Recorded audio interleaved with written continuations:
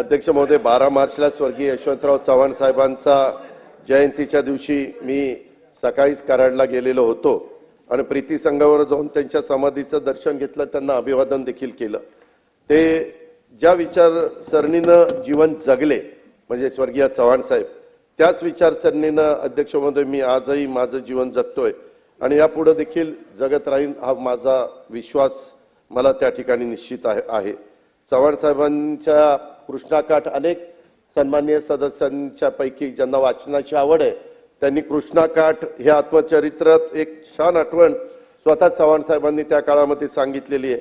त्यांच्या लहानपणी अनेक अडचणींना सामना करताना कधीतरी त्यांचंही मन निराश व्हायचं। अध्यक्ष महोदय, शेवटी मनुष्य स्वभाव आहे, एखादं चांगलं काम करत असताना एखाद्या गोष्टीमुळे मन निराश झाल्यानंतर माणूस थोडासा नाराज होतो आणि अशा वेळी संस्कारानं श्रीमंत असलेल्या त्यांच्या आई पहाटेच्या जात्यावर दळण दळताना एक ओवी म्हणायच्या आणि त्या ओवी नेहमी चव्हाण साहेबांना प्रेरणा द्यायच्या।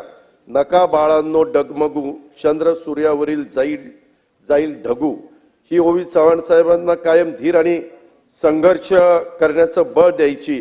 अध्यक्ष महोदय, जगाची किंवा देशाची अर्थव्यवस्थेचा विचार केला तर वर्षभरामध्ये आपण नीटपणे माहिती घ्या, त्याच्यामध्ये आर्थिक वृद्धीचा दरामध्ये मोठ्या प्रमाणावर त्या ठिकाणी घट होण्याचा कल दिसून येतोय आणि त्याला आपलं पण राज्य अपवाद नाहीये, ह्याची आम्हाला पण अध्यक्ष महोदय जाणीव आहे। अशा वेळेस हा अर्थसंकल्प सादर करणं हे आमची सगळी महायुतीच्या सरकारची एक आमच्या सगळ्यांच्या समोर आव्हान होतं आणि ते आव्हान अध्यक्ष महोदय आम्ही स्वीकारलं आणि अशा वेळेस चव्हाण साहेबांच्या आई या ज्या काही ओवी त्या ठिकाणी म्हणायच्या त्या आठवल्या आणि मनात एक विश्वास वाटला की हे आलेल्या अडचणीचे ढग जातील आणि आकाश पुन्हा त्या ठिकाणी स्वच्छ होईल। त्यातून मिळालेल्या आश्वासनातनंच आम्हाला पुन्हा विकसित महाराष्ट्राचा आणि शाश्वत आणि सर्वसमावेशक विकासाचा रोडमॅप ठरवणारा अर्थसंकल्प मांडला आणि या पुढच्या देखील वाटचालीमध्ये तशा प्रकारची सुरुवात त्या ठिकाणी केलेली आहे।